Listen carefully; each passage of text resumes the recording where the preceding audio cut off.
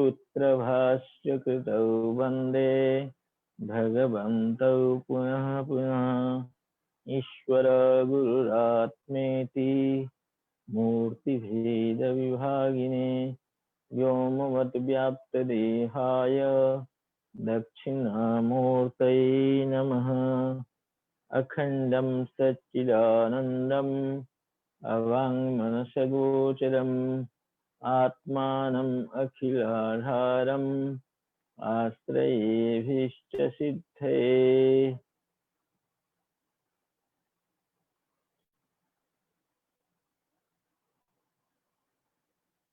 पुनः एक बार पाठ सत्र में आप सबका स्वागत।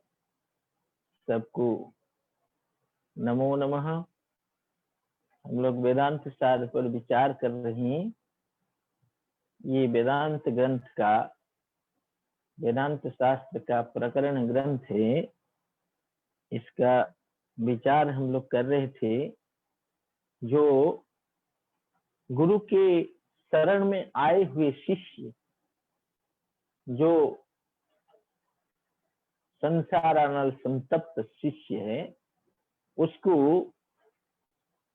जो श्रोत्रिय ब्रह्मनिष्ठ गुरु अध्यारोप उपवाद न्याय से उपदेश दिया, तो उस उपदेश जो था, उस उपदेश के माध्यम से तत् और त्वम पदार्थ का भी शोधन हो गया। तो वो शोधन कैसा हो गया, उसको और स्पष्टता के साथ वर्णन करने के लिए ये बता रहे आगे जाकर के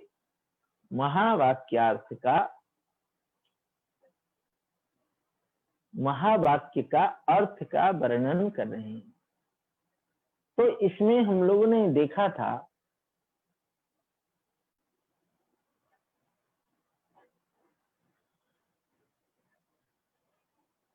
ये सब कोई लिख रहे हैं वेदांत सार के बारे में कुछ बताइए।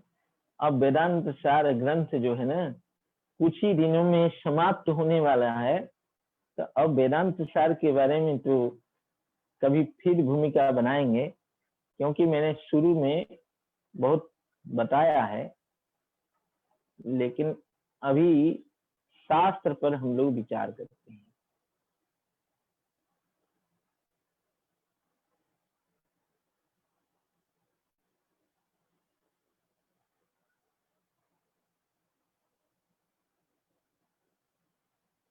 अथ महावाक्यार्थो वर्णीयते। हम लोग पढ़ रहे थे महावाक्य। क्या महावाक्य इनको क्यों कहते हैं?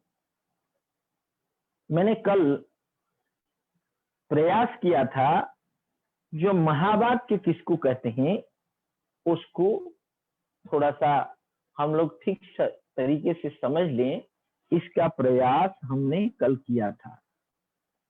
तो ऐसे हम लोगों ने विचार कल किया था, वाक्य दो प्रकार के होते हैं। वाक्यम द्विधम, दो तरह के वाक्य होते हैं। एक संश्लिष्टार्थ बोधक वाक्य होता है और एक अखंडार्थ बोधक वाक्य होता है। तो संश्लिष्टार्थ बोधक वाक्य का मतलब संबंध का ग्रहण करने वाला वाक्य, और दूसरा अखंडार्थ का मतलब संसर्ग या संबंध का बोध न कराने वाला वाक्य। इसका लक्षण पर भी कल हमने विचार किया था। संश्लिष्टार्थ वाक्य किसको कहते हैं? तो संसर्ग गोचर प्रमिति जनकम वाक्यम। संसर्ग गोचर प्रमिति जनक जो वाक्य होता है, संसर्ग का अर्थ संबंध, संबंध को विषय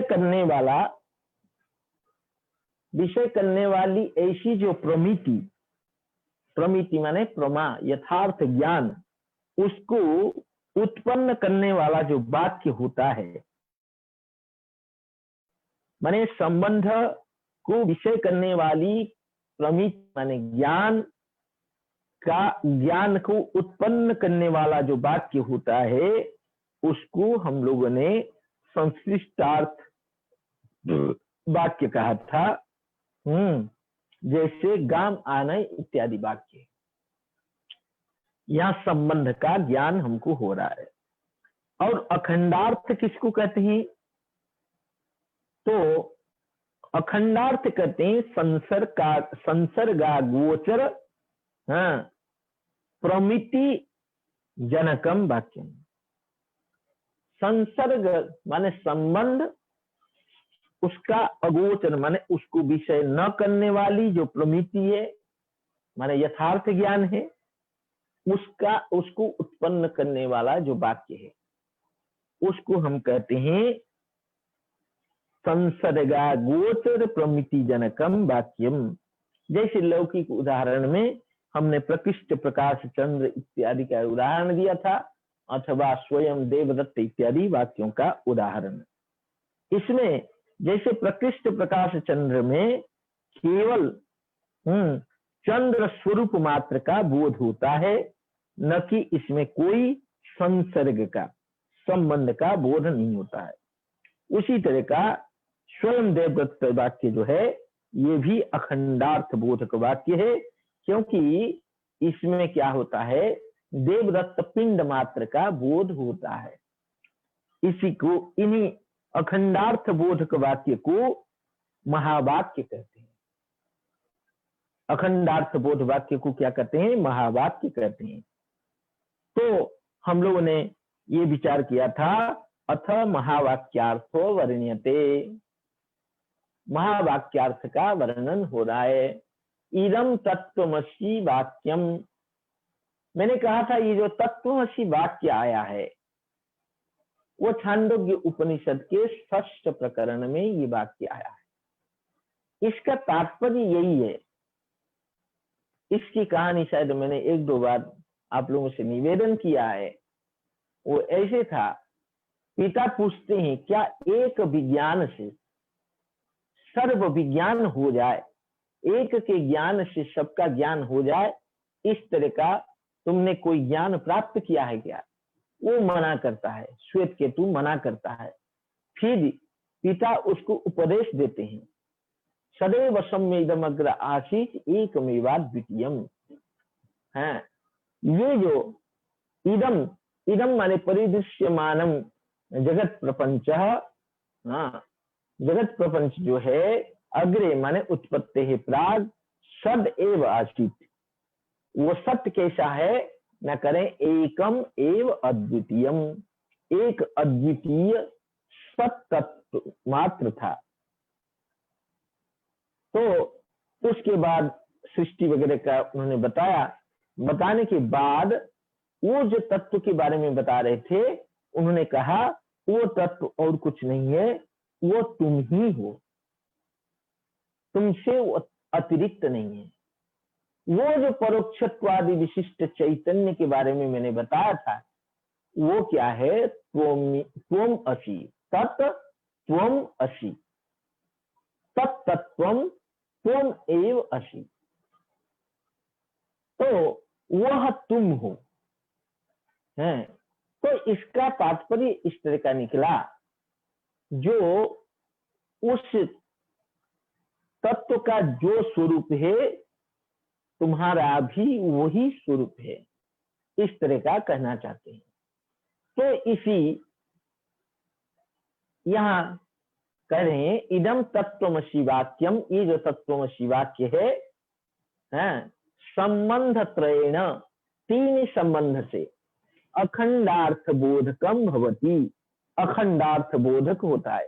अखंडार्थ माने संसर्गागोचर प्रमिति बोधक वाक्य होता है। संसर्गागोचर माने संबंध को विषय न करने वाली जो प्रमा है उसका बोधक होता है ये वाक्य।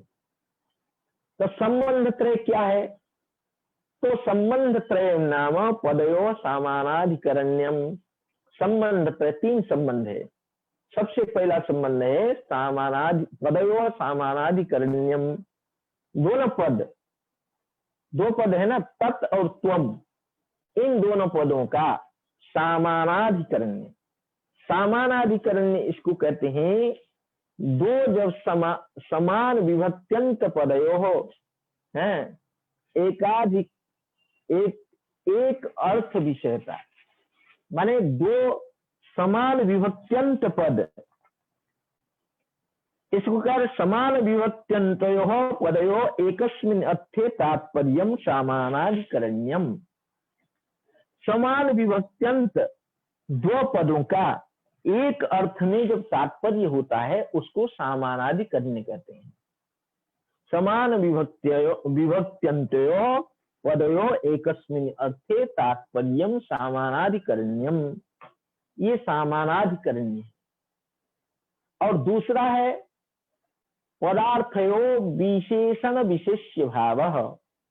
पदार्थयो माने तत्पदार्थ, तत्पद के जो अर्थ और त्वम पद के जो अर्थ, दोनों के अर्थों में विशेषण विशेष्य भाव, माने भेद्य और भेदक भाव, या उसका व्यावर्तक, व्यावर्त्य और व्यावर्तक भाव है, इस तरह का कर सकते हैं।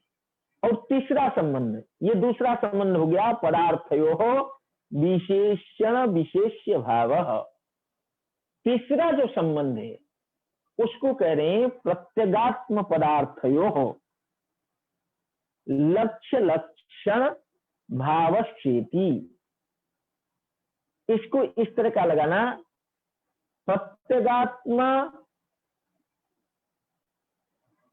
पदार्थयोश्च, इस तरह का लगाना, प्रत्यगात्मश्च पदार्थयोश्च, प्रत्यगात्मा च पदार्थयोश्च, इस तरह का। प्रत्यगात्मा एक अलग पद है, पद नहीं समस्त पद है, लेकिन प्रत्यगात्मा और पदार्थयो माने प्रत्यगात्मा को अलग लेना, और पदार्थ माने तत् और त्वम, ये दोनों के पद के अर्थों के लक्ष्य लक्षण भाव, लक्ष्य लक्षण में लक्ष्य लक्षक भाव इस तरह का लगाना है। कैसे उसको समझना है, इस तरह का। प्रत्यगात्मा लक्ष्य है, प्रत्यगात्मा क्या है, लक्ष्य है, और तत् पद भी, तत्पद का जो, तत्पद का जो तत्पद लक्षक है और त्वम पद भी लक्षक है। तो इसीलिए पदार्थयोः लक्षक भाव, माने प्रत्यगात्मा हो गया लक्ष्य, और ये दो जो पदार्थ है, कौन से पदार्थ, तत् और त्वम, जो दो पदार्थ है ये लक्षक हो गए, माने ये दोनों पदार्थ जो है उसी को लक्षित कर रहे हैं, प्रत्यगात्मा को, इस तरह का समझना। यद उत्तम, ये पूर्वाचार्य का वचन दे रहे हैं, तदुक्तम सामानाधिकरण्यंच विशेषण विशेष्यता लक्ष्य लक्षण संबंध पदार्थ प्रत्यगात्मनाम। इसको मैं बता चुका हूं, तीन संबंध है। सामानाधिकरण्य पहला संबंध है, दूसरा संबंध विशेषण विशेष्यता है, तीसरा संबंध लक्ष्य लक्षण संबंध है। ये लक्ष्य लक्षण संबंध किसमें है ना, उसको बता दिया, पदार्थ प्रत्यगात्मनाम। पदार्थ माने तत् और त्वम दोनों पदार्थों में, और प्रत्यगात्मा में लक्ष्य और लक्षक संबंध है, इस तरह का लगाना।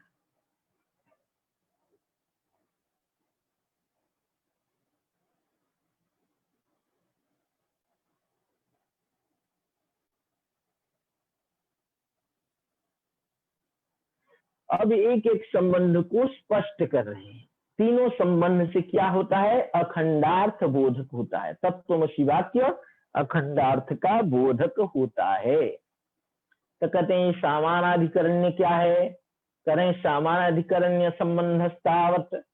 सामानाधिकरण संबंध इसी को कहते हैं। क्या, यथा, पहले लौकिक दृष्टांत से समझा रहे हैं। यथा स्वयं देवदत्तः इति वाक्ये तत्काल विशिष्ट देवदत्त वाचक शब्दस्य ये तत्काल विशिष्ट वाचकायम शब्दस्य च एकस्मिन् देवदत्त पिंडे तात्पर्य संबंधः। इसको पहले समझने का प्रयास किया जाए। अलौकिक दृष्टांत क्या है? एक वाक्य आता है स्वयं देवदत्त, इसको क्या कहते हैं ना, प्रत्यभिज्ञा वाक्य कहते हैं। इसको स्वयं देवदत्त को क्या कहते हैं? प्रत्यभिज्ञा वाक्य है। ये प्रत्यभिज्ञा वाक्य क्या होता है? न तत्ता इदंता वगाही ज्ञानम, तत्ता और इदंता का अवगाहन करने वाला जो ज्ञान होता है उसी को कहते हैं ये प्रत्यभिज्ञा वाक्य। ये जो स्वयं देवदत्त है, मैंने कल जैसे कहा था, जो पहले कभी हम मथुरा में किसी को देखे थे, देवदत्त को मथुरा में देखे थे, देवदत्त हमारे ऊपर, मैंने देवदत्त दिखाई पड़ा तो हमारे साथ संबंध हो गया। भाई तुम क्या करते हो ना? मैं भी संस्कृत पढ़ रहा हूँ, मैं भी संस्कृत पढ़ रहा हूँ। किस कक्षा में पढ़ रहे हो? शास्त्री में पढ़ रहा हूँ। चलो मैं भी शास्त्री में, दोनों में दोस्ती हो गई, दोनों में दोस्ती हो गई मथुरा में। कुछ दिन बाद मथुरा छोड़ करके आ गए बनारस। हम तो आ गए लेकिन वो देवदत्त जो है मथुरा में रह गया। 2 साल बाद वो भी आ गया विश्वनाथ दर्शन करने के लिए। तो विश्वनाथ मंदिर में हम दोनों मिले तो हमको अचानक आए, अरे स्वयं देवदत्त, ये वही देवदत्त है, ये वही देवदत्त है। इस तरह के जो वाक्य में क्या होता है तो उसको बता रहे हैं शास्त्रकार। ये वेदांत परिभाषा, वेदांत सारकार करें, क्या करें? स्वयं देवदत्त इति वाक्य, स्वयं देवदत्त इस वाक्य में तत्काल विशिष्ट देवदत्त वाचक शब्दस्य, देवदत्त वाचक सशब्दस्य होना चाहिए। हाँ, यहाँ कुछ गड़बड़ है, इसको समझ लेना।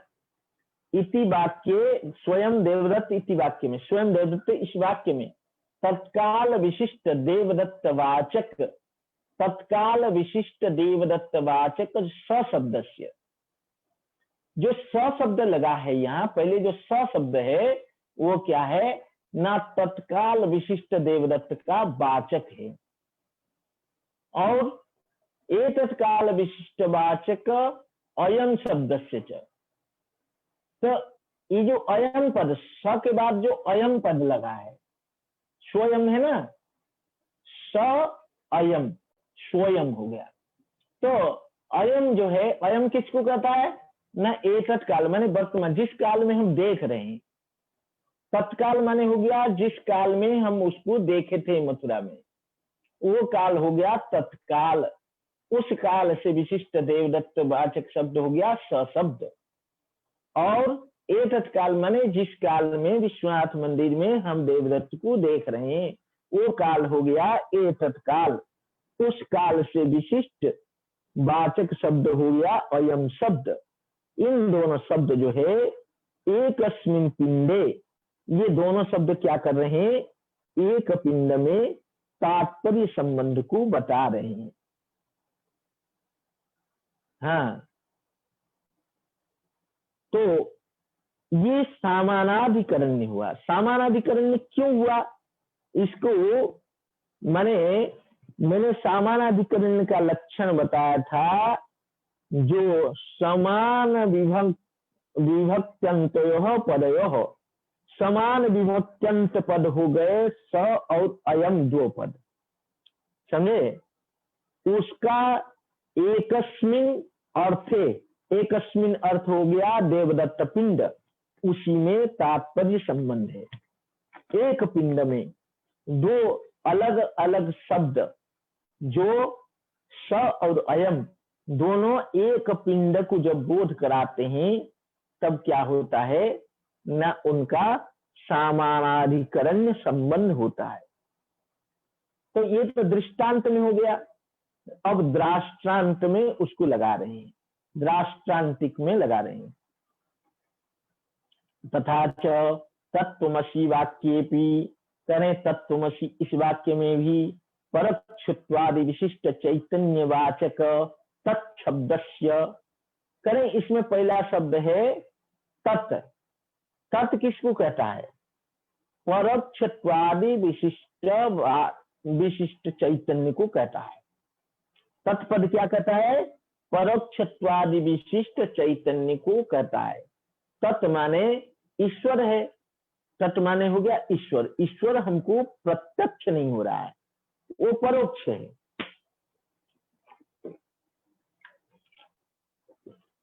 वो परोक्ष है, इसीलिए उसको कहते हैं परोक्षत्वादि विशिष्ट चैतन्य। आदि पद से सर्वज्ञत्व, अंतर्यामित्व इत्यादि गुण से विशिष्ट जो चैतन्य है उसको तत्पद से हम कहते हैं। उसी को लिखा परोक्षत्वादि विशिष्ट चैतन्यवाचक तत्शब्दस्य। और अपरोक्षत्वादि विशिष्ट चैतन्यवाचक त्वम पदस्य च। जो त्वम कहने से हम अपने को समझते हैं, अहम। अहम क्या होता है ना? अपरोक्ष होता है। गुरु जी ने कहा त्वम तत् त्वम असि। हम लोगों को समझना है तद अहम अस्मि, तद अहम अस्मि।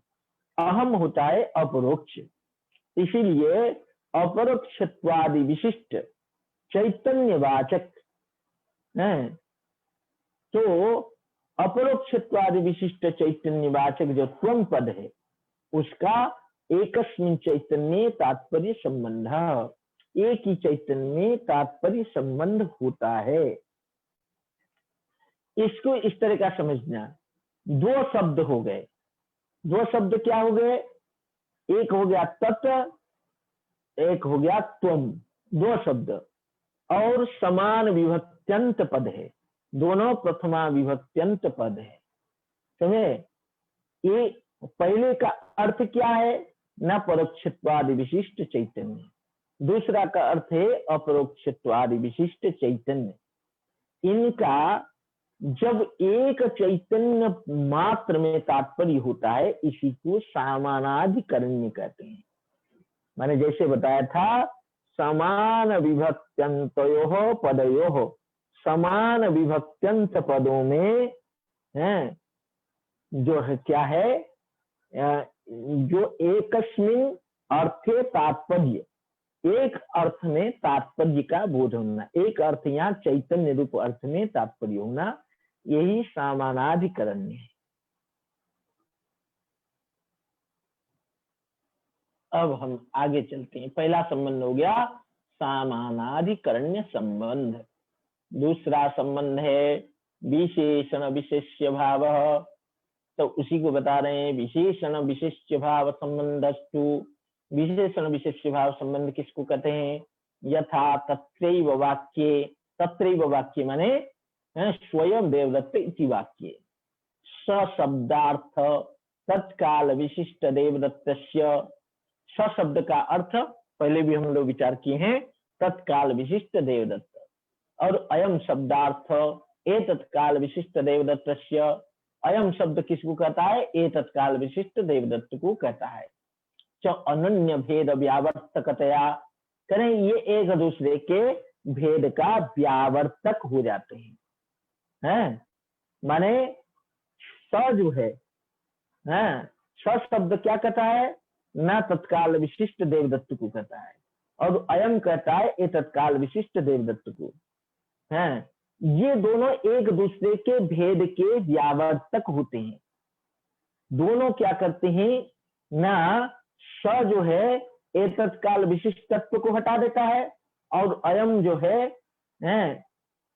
स जो है ए तत्काल विशिष्ट देवदत्त, तत्काल विशिष्ट तत्व को हटा देता है, और अयम जो है तत्काल विशिष्ट तत्व को हटा देता है। तो इस तरह का व्यावर्तक हो जाने के कारण विशेषण विशिष्य भाव होते हैं।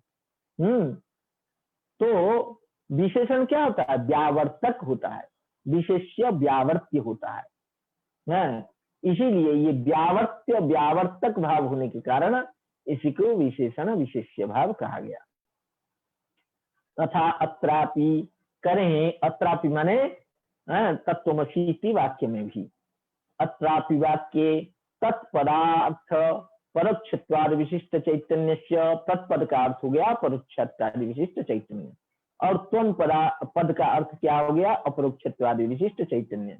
अनन्य भेद व्यावर्तकतया, करें एक दूसरे के भेद के व्यावर्तक हो करके क्या होते हैं, विशेषण विशेष्य भाव होते हैं, माने एक दूसरे के भेद का व्यावर्तन करा देते हैं, केवल चैतन्य मात्र का बोध कराते हैं। माने ये त्वम पद जो है उसका परोक्षत्वादि विशिष्टत्व को हटा देता है, और तत्पद क्या होता है, हाँ, अपरोक्षत्वाद विशिष्टत्व को हटा देता है, केवल चैतन्य मात्र को लिया जाता है, इसीलिए इनको विशेषण विशेष्य भाव कहा गया है।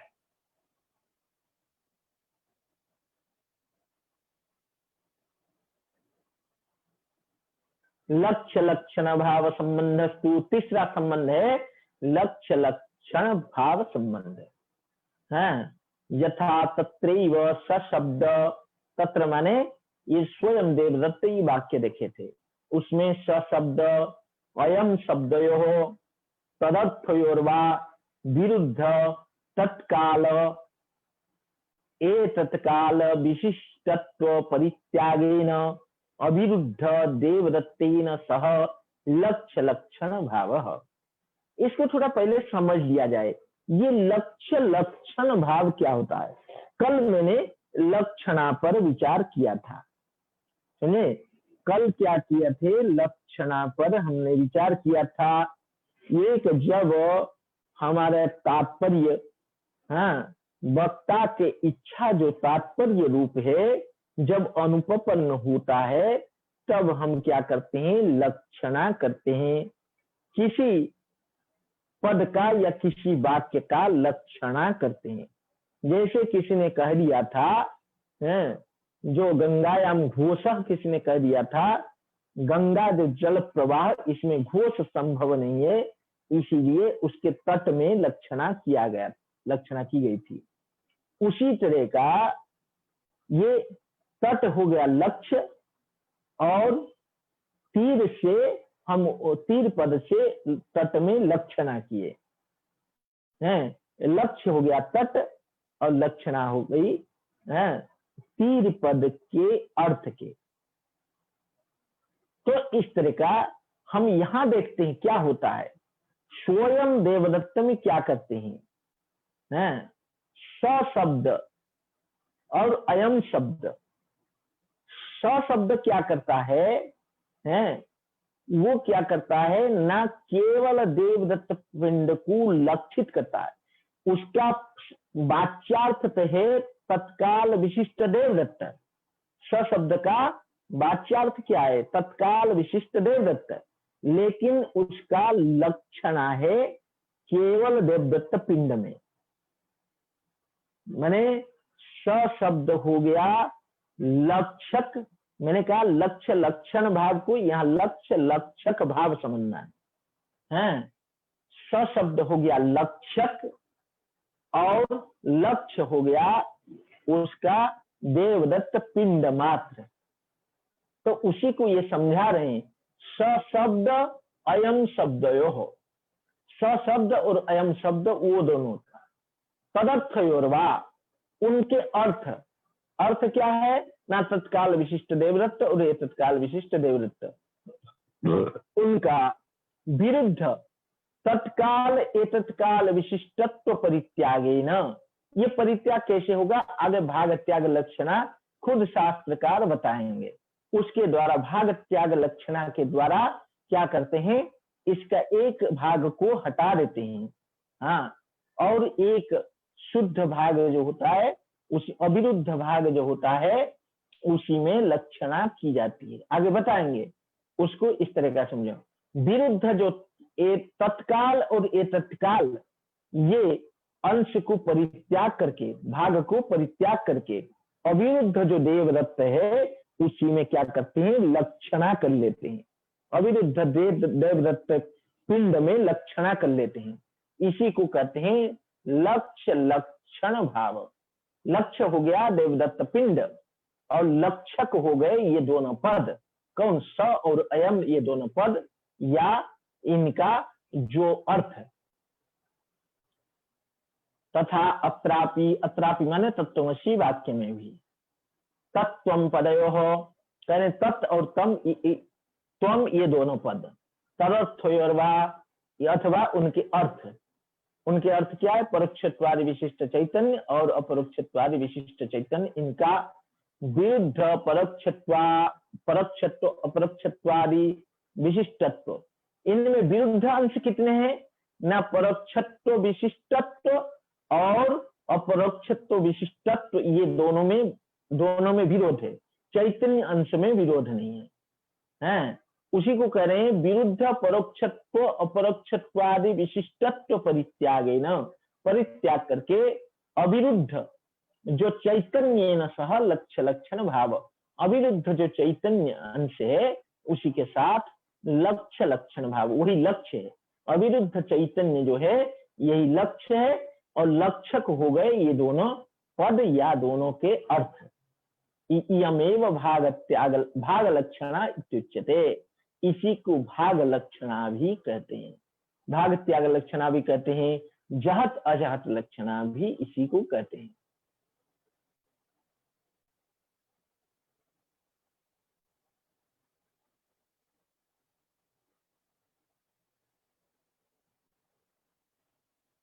अब इसमें कुछ शंका का समाधान कर रहे हैं। कह रहे हैं अस्मिन वाक्य माने तत्त्वमसि वाक्य नीलम उत्पलम इति वाक्यवत वाक्यार्थो न संगच्छते। करें नीलम उत्पलम, इस तरह के वाक्य का जिस तरह का वाक्यार्थ संगठित होता है उस तरह का यहाँ नहीं होता है। तो वहां क्या और यहाँ में क्या अंतर है उसको समझा रहे हैं। नीलम उत्पलम में कैसे वाक्यार्थ संगठित होता है और यहाँ कैसे उस तरह का वाक्यार्थ नहीं संगठित होता है उसको बता रहे हैं। तत्र नील पदार्थ नील गुणस्य उत्पल पदार्थ उत्पल द्रव्यस्य च शुक्ल पटादि व्यावर्तकतया अन्वन्य विशेष्य विशेषण रूप संसर्गस्य अन्यतर विशिष्टस्य अन्यतरस्य वा तदैक्यस्य वाक्यार्थत्वांगीकारेण प्रमाणांतर विरोधा भावात् वाक्यार्थ संगच्छते। इसको थोड़ा सा दिमाग लगा करके समझना होगा, हैं? दिमाग इसमें बिल्कुल एकाग्र करके समझेंगे तब जाकर के समझ में आएगा। तो कह रहे हैं नीलम उत्पलम ये वाक्य है। तो करें नील पदार्थ, नील पद का जो अर्थ है वो क्या कहता है?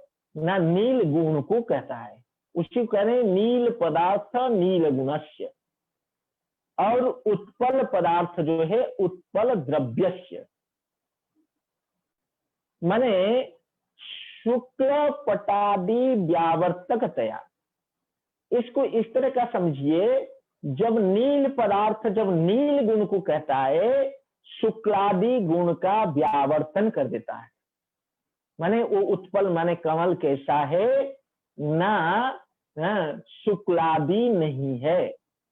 माने नील कहने से शुक्ल आदि का व्यावर्तन हो जाता है। नील गुण को कहता है माने शुक्ल आदि गुण नहीं है, ये कहता है, शुक्ल आदि का व्यावर्तन कराता है, इसीलिए वो विशेषण बन गया। फिर जब जो उत्पल पदार्थ कहा, हाँ, उत्पल पद उच्चारण किया उत्पलम, तो ये क्या उत्पल पदार्थ क्या? उत्पल द्रव्यस्य च, उत्पल क्या है? एक द्रव्य है, हाँ, नव द्रव्य पढ़े थे ना, उसमें एक द्रव्य है। तो उत्पल द्रव्यस्य च, हाँ, तो उत्पल द्रव्य जो कहा तो वो क्या है? पटादि। यहाँ जो पद लिखा है ना, ये पद गड़बड़ लिखा है, शुक्ल के बाद पटादि नहीं, पदादि नहीं है, पटादि होना चाहिए।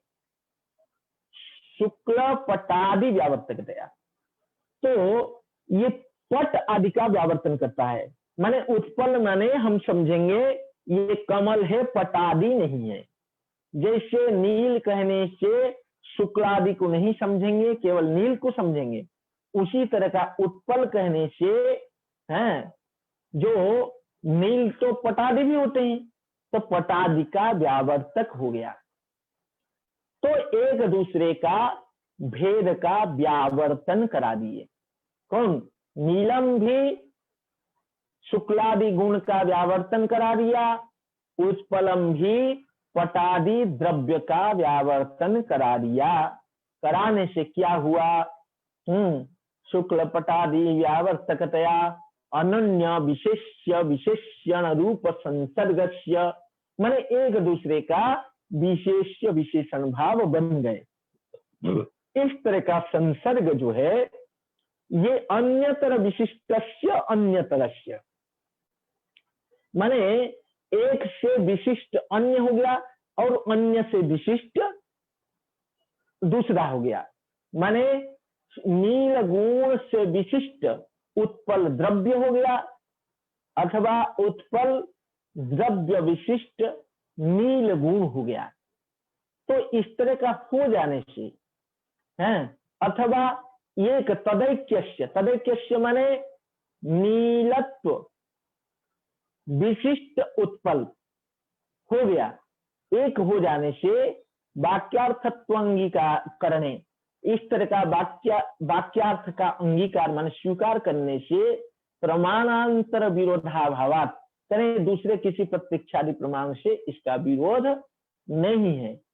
तो इस तरह का वाक्यार्थ जो है संगठित हो जाता है। लेकिन यहां तो हो जाता है, नीलम उत्पलम में तो हो जाता है।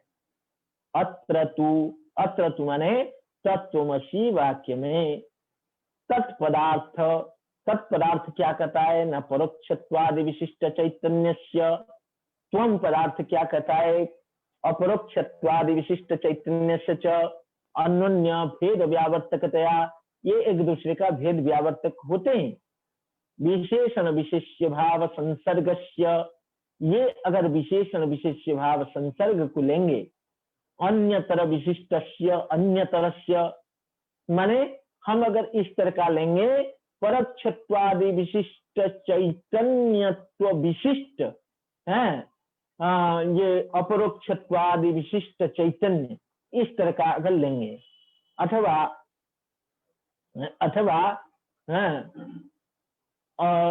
अपरोक्षत्वादि विशिष्टत्व चैतन्य विशिष्ट, परोक्षत्वादि विशिष्ट चैतन्य, इस तरह का अगर हम कहेंगे हैं, तो उसी को बता रहे हैं। विशेषण विशिष्य भाव संसर्गस्य अन्यतर विशिष्टस्य अन्यतरस्य वा तदैक्य वाक्यस्य वा, अथवा उसका तदैक्यस्य एकता, एकता माने परोक्षत्वादि विशिष्टत्व विशिष्ट, अपरोक्षत्वादि विशिष्ट चैतन्य, अथवा परोक्षत्वादि विशिष्ट चैतन्यत्व विशिष्ट अपरोक्षत्वादि विशिष्ट चैतन्यत्व, इस तरह का अगर वाक्यार्थ अंगीकार करेंगे तो प्रत्यक्षादि प्रमाण विरोध है। क्यों विरोध है?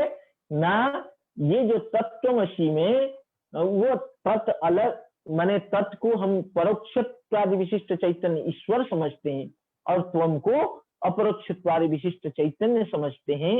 ये दोनों एक दूसरे के विशेषण विशिष्य भाव बन ही नहीं सकते हैं, या एक विशिष्ट पदार्थ बन ही नहीं सकते हैं। परोक्षत्वादि प्रत्यक्षादि प्रमाण का विरोध है, इसलिए इस तरह का वाक्यार्थ संगठित नहीं होता है। इसको विचार करना, कल एक बार हम लोग दोहराएंगे। कितना हो गया?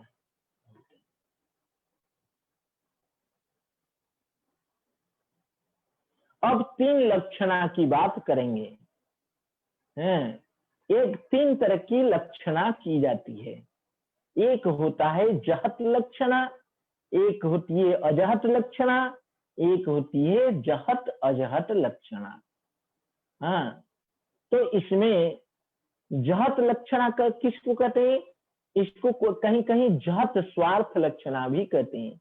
जहत स्वार्थ लक्षणा माने जो अपने स्वार्थ को अपने अर्थ को माने वाच्यार्थ को पूर्ण रूप से छोड़ करके, जहत कहते हैं वाक त्यागे धातु से जहत बना है।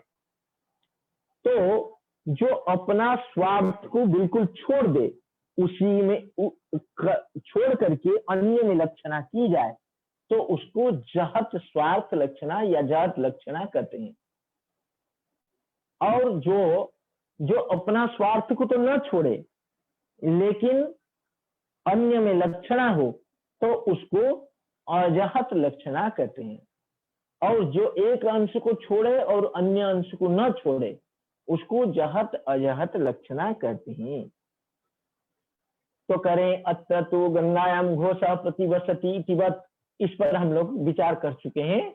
गंगायाम घोषा प्रतिवसति, इसमें क्या है, गंगा माने भगीरथ रथ खातावच्छिन्न जल प्रवाह, उसमें घोष माने आविर पल्ली माने ग्वालों का छोटा सा गांव। इसमें संभव न होने के कारण उसमें क्या किया जाता है, गंगा के तीर में गंगा पद का लक्षणा गंगा तीर में की जाती है। इसी को जहत लक्षणा कहते हैं क्योंकि गंगा पद जो है अपना स्वार्थ जो जल प्रवाह उसको पूर्ण रूप से छोड़ करके तीर जो एक अन्य है, अन्य शब्द का अर्थ उसमें लक्षणा की जाती है, तो इसीलिए जहत लक्षणा कहा जाता है। कह रहे हैं अत्र तु गंगायाम घोष प्रतिवसति इतिवत, जह लक्षणा न संगच्छते, जह लक्षणा नहीं घटित होता है। तत्र तु गंगा घोषयो आधार आधरे भाव लक्षणस्य वाक्यार्थस्य अशेषतो विरुद्धत्वाद। करें यहाँ क्यों जहद लक्षणा की जाती है बता रहे हैं। करें गंगायाम गंगा और घोष दोनों आधार आधे भाव हैं। गंगा जो है आधार है और घोष आधेय है। ऐसे माने गंगायाम सप्तमी विभक्ति है, सप्तमी क्या है, हाँ अधिकरण अर्थ में सप्तमी होता है। तो ये अधिकरण को कहता है, गंगा अधिकरण है या आधार है और घोष आधेय है, ये दोनों में आधार आधेय भाव वाक्यार्थ क्या है ये संगठित नहीं हो पा रहा है, इसीलिए अशेष तो विरुद्धत्वात् माने पूर्ण रूप से विरुद्ध होने के कारण वाच्यार्थम अशेषतः परित्यज्य, वाच्यार्थ को पूर्ण रूप से छोड़ करके तत्संबंधी तीर लक्षणायात युक्तत्वात्, तत्संबंधी माने गंगा संबंधी जो तीर है उसमें लक्षणा युक्त होने के कारण जहत लक्षणा संगच्छते।